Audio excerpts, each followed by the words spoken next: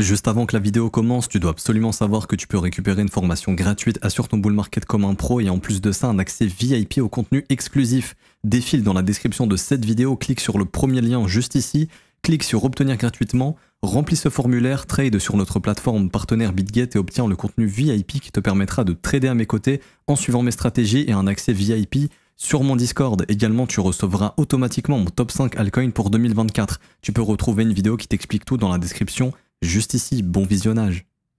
Bonjour à tous, j'espère que vous allez bien. On se retrouve pour le brief du vendredi 17 mai 2024. On se fera un point Bitcoin, Ether et vous avez choisi en commentaire aujourd'hui d'analyser GRT. Je remets en jeu du coup le Toncoin contre Theta. C'est à vous de décider. Le commentaire qui reviendra le plus gagnera l'analyse pour lundi, donc entre Theta et Ton. Ou Ton, je sais pas comment ça se dit.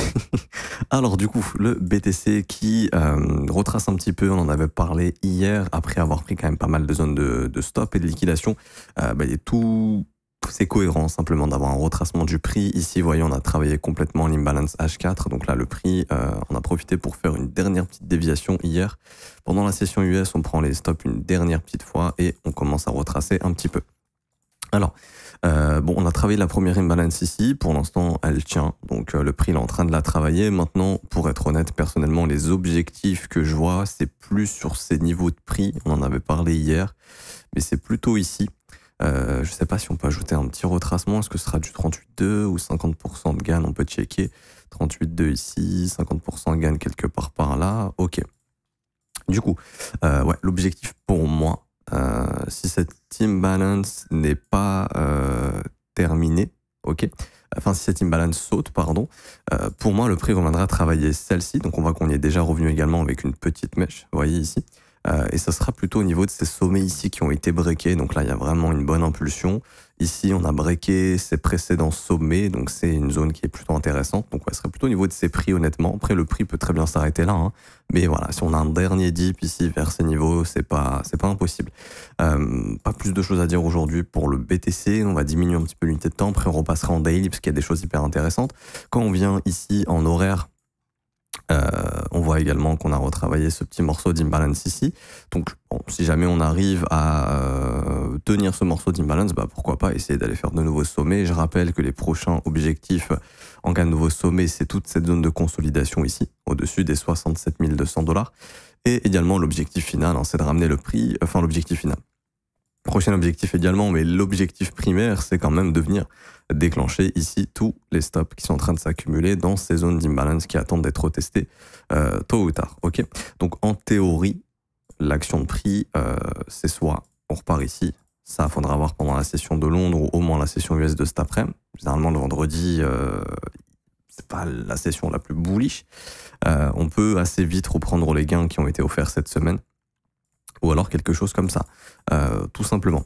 Et le graphique daily commence à confirmer ça de plus en plus, mais on en parlait ici quand il y avait tout simplement la réintégration du range avec cette imbalance, on en parlait, il fallait surtout pas retourner sous ce trait bleu ici, on n'y est pas revenu, donc hop, objectif 1, de venir bouffer tous les stops un à un, cette zone et cette zone et cette zone, donc voilà, l'objectif en daily clairement 68 000 $. Et là ce qui est intéressant, c'est qu'on a formé une imbalance haussière, donc ça c'est un signal quand même assez fort.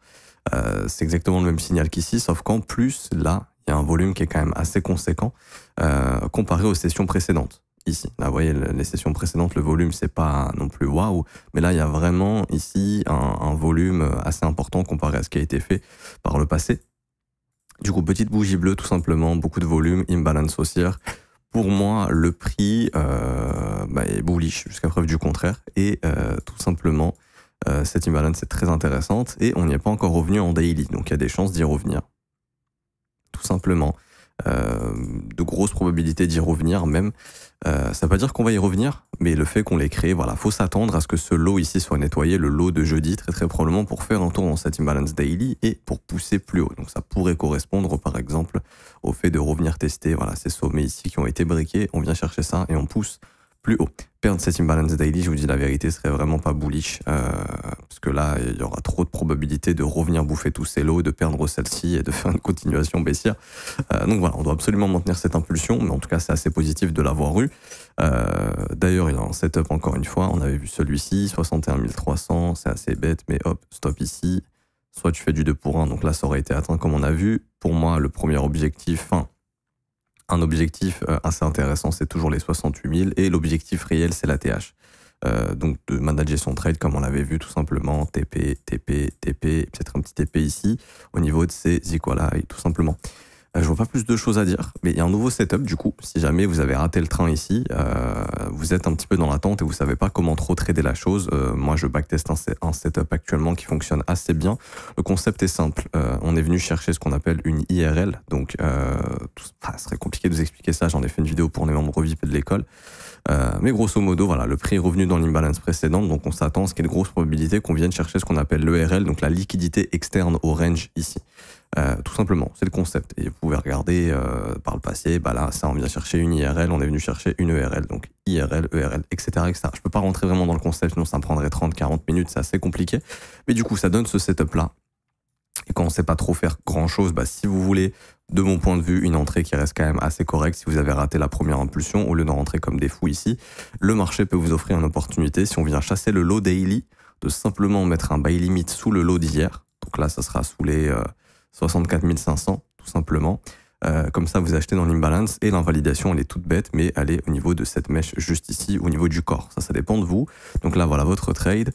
Vous allez avoir un 1,12 pour 1 jusqu'à la prochaine zone de stop, mais l'objectif maintenant, c'est d'accompagner le prix jusqu'au 71 400 et jusqu'à la TH. Donc ça sera le TP final où ici on peut garder un peu, mais dans l'idée c'est on entre ici, on invalide ici au niveau des 61 300 parce que si on perd cette imbalance là ça redevient très moche et pour moi ça sert plus à rien d'être acheteur de ce marché jusqu'à ce que ce lot soit nettoyé, les 60 000 $. Donc autant gratter un peu au niveau du risque et ça c'est un TP. 68 100 $. Il y a la possibilité, si vous voulez, de remonter le stop, mais je trouverais ça peut-être un petit peu trop agressif. Deuxième TP, tout simplement, mais au moins essayer de sécuriser la position. Je sais pas, on va prendre un petit TP ou à la limite, voilà, on peut remonter un peu le stop, allez, sous l'imbalance, allez, peut-être comme ça, histoire de réduire le risque. Ensuite ici, comme j'ai dit, premier TP, deuxième TP qui serait là, 71 400, troisième TP ici, et après on peut laisser 15-20% de la position, peut-être 30%, ça dépend de vous, si on est dans l'optique de faire de la continuation haussière.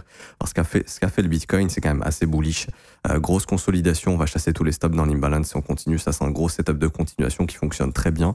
La dernière fois qu'on l'a eu, c'était ici. On a tous les stops, on vient dans l'imbalance et ensuite grosse continuation haussière, donc techniquement on pourrait refaire la même chose. Donc je pourrais comprendre que sur ce setup, on puisse garder un petit peu de Bitcoin.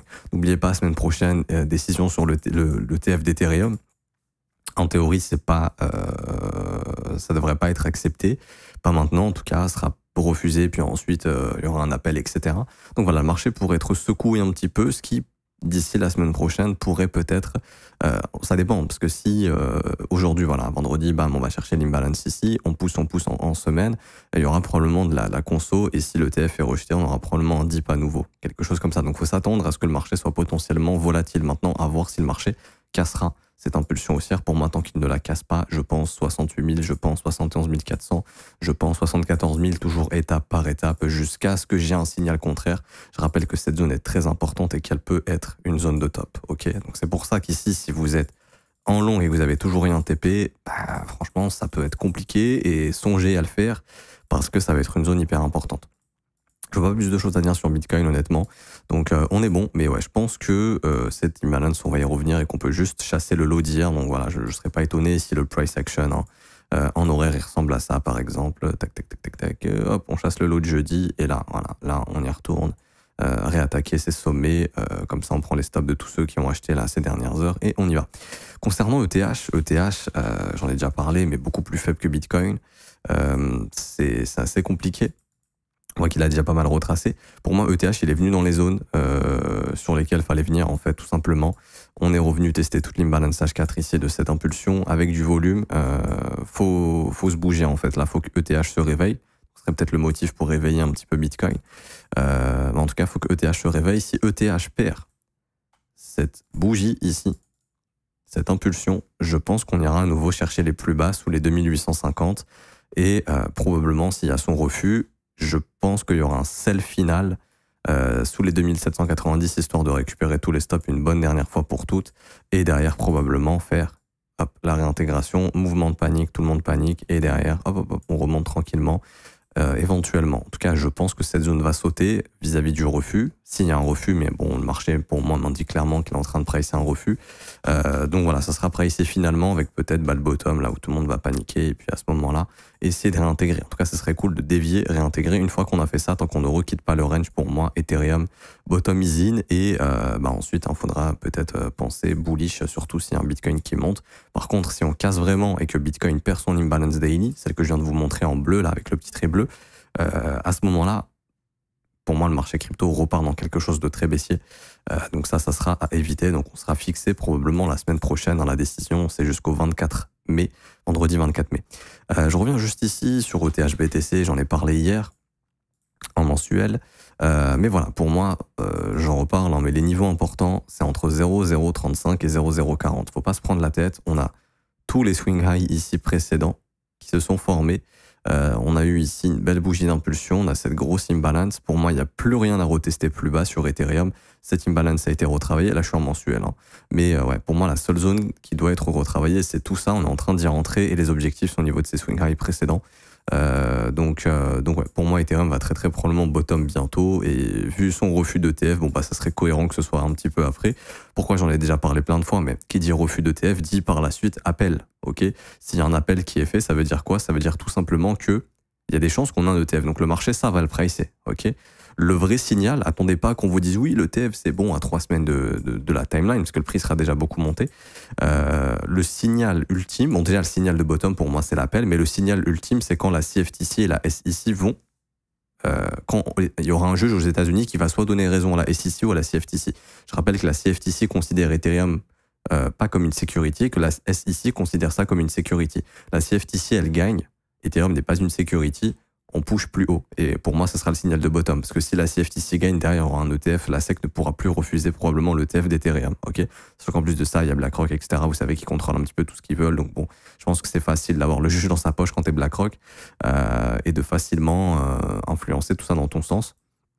Donc je pense que BlackRock aura son ETF, juste ça prendra un peu plus de temps, mais le marché va le pricer bien avant. Malheureusement, les débutants vont se réintéresser quand tous les médias vont commencer à reparler des ETF, machin, le prix sera déjà beaucoup monté, mais le signal, le vrai signal, c'est simplement la SEC qui perd contre la CFTC. Une fois qu'on a ça, pour moi, je pense qu'on repartira assez vite au nord. Et d'un point de vue technique, voilà, ça devrait être pas, d'un point de vue localisation, c'est pour bientôt. Après, il y a encore voilà, une marge de baisse, hein, je vais dire de Ethereum contre Bitcoin de 20% à 10%. Mais je pense qu'une fois qu'on sera vers ces objectifs-là, personnellement, je songe à switcher mes Bitcoins en Ethereum vers ces moments-là. Je verrai s'il y a des structures, s'il y a quelque chose, mais en tout cas, là, je songe vraiment à switcher mes Bitcoins en Ethereum, parce que je pense que le prochain gros narratif, ce sera Ether pour 2025 et ce sera plus Bitcoin, même si Bitcoin peut connaître encore beaucoup d'entrées d'argent via ses ETF, mais je pense que le marché ira se jeter sur Ethereum. Pour l'instant, c'est pas encore le cas, donc je reste en BTC, mais voilà, à tout moment, je peux aller switcher sur Ether si le graphique me parle et surtout si fondamentalement ça s'est amélioré. Et pour finir, du coup, GRT qui est pas faible pour l'instant. Je vais vous donner un petit peu les points où il faudra faire assez attention. Donc belle structure ici, ok. On avait un range breakout super. On voit que le marché ici est en train de faire ce qu'on appelle le retest. Donc, cool. Tant qu'on réintègre pas, c'est plutôt bien. Pour moi, on devrait s'attendre éventuellement à une poussée supplémentaire. Le prochain objectif, hein, ce serait théoriquement au-dessus des 55 centimes. Et puis, pourquoi pas ici. Il y a un petit equal high. Si je dis pas de conneries, on va aller visiter tout ça. On va zoomer un peu exactement. Donc, pareil, le marché laissera très probablement pas cette zone intacte, hein, dont je m'attends à ce que dans les prochains mois on soit au-dessus des 77 centimes. Après bon, on verra jusqu'où on peut pousser plus que ça, mais bon, déjà on va fonctionner étape par étape. Prochain objectif 55, puis assez rapidement je pense au-dessus des 77. Techniquement c'est cool, on a eu le retest de cette grosse imbalance ici qui a déclenché le breakout du range et qui est une imbalance vectorielle. Donc là il y a beaucoup de volume, c'est puissant, ok, c'est vraiment une zone à maintenir. On voit que le marché est bien en train de consolider. On pourrait même former ici théoriquement un W bottom. Maintenant, on va diminuer l'unité de temps et on va voir un petit peu ce qu'il en est. Alors, le prix est en train de consolider à nouveau. C'est-à-dire que là, on a notre zone de consolidation. Comme vous le savez, il ne faut surtout pas faire quelque chose ici qui s'appellerait la déviation ou la réintégration. Ok. Par exemple, si là, le prix fait ça, c'est pas bon. Ce qu'il faut, si on break, c'est breaker, ne pas réintégrer pour essayer de pousser plus haut, peut-être combler ces imbalances, prendre ces imbalances ici pour pouvoir justement aller plus haut, ok? Parce que si jamais le marché nous fait ça, Et il y a beaucoup d'alts là qui sont en train de venir. Je pense à Solana, je pense à Link, il y en a plein d'autres qui sont en train d'être ici. Si jamais la semaine prochaine on se mange un refus, ce seraient les zones parfaites pour bien avoir distribué le prix et faire de la continuation baissière. Donc c'est pour ça ici, il va falloir être prudent et surveiller à ce que le prix ne fasse pas une réintégration. Il est possible de se positionner à l'achat si vous le voulez, c'est pas la meilleure zone pour le faire, ok. Mais la gestion du risque doit être celle-ci. Si vous le faites, vous rentrez, vous invalidez si on perd. Pour moi, cette mèche, enfin cette bougie ici d'impulsion qui a créé l'imbalance, tout simplement parce que si on perd cette impulsion, c'est bon derrière. Pour moi, c'est dead. Je pense que le prix, le fait de réintégrer, ira chercher les lows par la suite. Donc au lieu de rentrer comme ça et d'avoir un risk-reward qui va pas être top avant longtemps, voilà, à la limite. Et encore, je vous dirais même que l'idéal serait de rentrer dans l'imbalance daily ici, si on y revient là. Hop, avec une invalidation ici. Et de tenter le breakout. Comme ça, si ça échoue, bah, vous avez tout simplement votre stop juste ici. Et là, il y a un moyen de manager son risque assez correctement. Tout simplement. Mais oui, comme je dis, en gros, voilà, si on fait ça, vous étonnez pas si derrière, on a une phase rouge de distrib comme ça, qui ira pousser plus bas dans l'imbalance, en fait. Weekly, dans toute cette zone, n'oubliez pas que la zone, elle est large et qu'on pourrait très bien venir choper les lows ici pour finir de combler cette imbalance, tout simplement.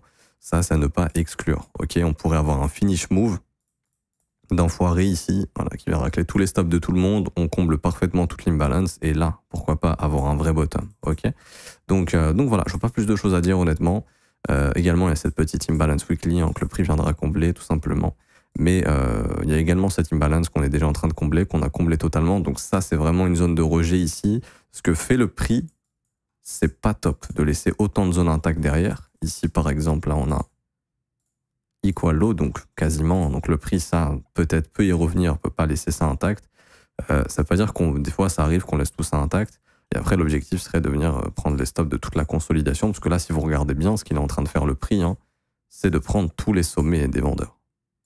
Donc ça peut s'apparenter à de la distribution.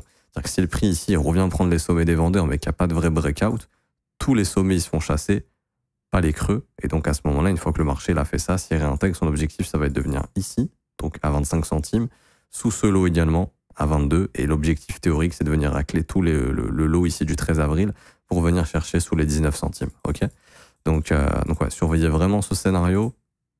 C'est pas le meilleur scénario possible. Donc si jamais ça arrive, voilà, pour moi invalider et simplement tenter de racheter sous ces lots ici, là, ça serait une très très bonne localisation. Sinon, en dehors de ça, je vois pas grand chose. Moi, je pars du principe que quand tu vois des gigastructures comme ça, c'est plutôt bullish. Le retest aussi, c'est plutôt bullish, honnêtement, on va pas se mentir. Maintenant, voilà, si jamais on a un dernier move d'enfoiré qui revient prendre les stops une dernière fois, avant de partir plus haut, ça pourrait être plausible. J'ai pas grand chose de plus à dire, je m'arrête ici pour aujourd'hui, j'espère que ça vous aura plu. Si c'est le cas, n'hésitez pas à laisser un petit pouce bleu, vous abonner si ce n'est pas déjà fait. Également, vous avez un lien en commentaire épinglé, donc là vous allez voir le premier commentaire de cette vidéo, c'est le mien, Crypto le Trône, et vous avez tous les liens utiles concernant mon contenu. Vous cliquez sur ce lien et ça va vous ramener juste ici. Vous avez la formation gratuite qui vous attend, donc vous cliquez sur ce lien, vous remplissez le formulaire et vous aurez la formation. Juste ici, c'est 100% gratuit. Il y a également le VIP, tout simplement. Donc il y a une vidéo que je vous ai faite, comment rejoindre le VIP gratuitement, il n'y a rien à payer. Le VIP, c'est du contenu exclusif, des market reviews quasiment quotidiennes, on vous enseigne des setups, on vous enseigne plein de choses complètement gratuitement. Vous avez aussi tous les membres VIP qui sont à vos côtés, qui ont déjà progressé, qui pourront vous aider également. C'est 100% gratuit. Et puis pour ceux qui veulent rejoindre l'école, vous cliquez sur ce lien, rejoindre mon école de trading. Donc ça, c'est l'offre la plus poussée. Il y a un brief quotidien tous les jours du lundi au vendredi exclusivement avec les élèves. On trouve des opportunités ensemble, on voit des idées de trade, on manage notre risque, je réponds aux questions des élèves, j'analyse des cryptos des élèves, on trouve des opportunités ensemble. Et vous avez en plus de ça une formation dans laquelle vous allez apprendre l'analyse technique, l'order flow, l'analyse fondamentale, la psychologie des marchés et créer votre propre plan et comprendre et développer votre profil de trader également. Ça commence à partir de 49 € par mois, c'est sans engagement, vous pouvez annuler le renouvellement quand vous le souhaitez. Et vous avez aussi des offres 3, 6 et 12 mois. Également qui sont disponibles avec des réductions. L'école, si vous voulez vous former à mes côtés tous les jours, c'est ce qui est fait pour vous, donc n'hésitez pas à nous rejoindre. Je m'arrête ici, je vous souhaite un bon week-end, on se retrouve très très probablement lundi. Bon week-end à tous, ciao ciao.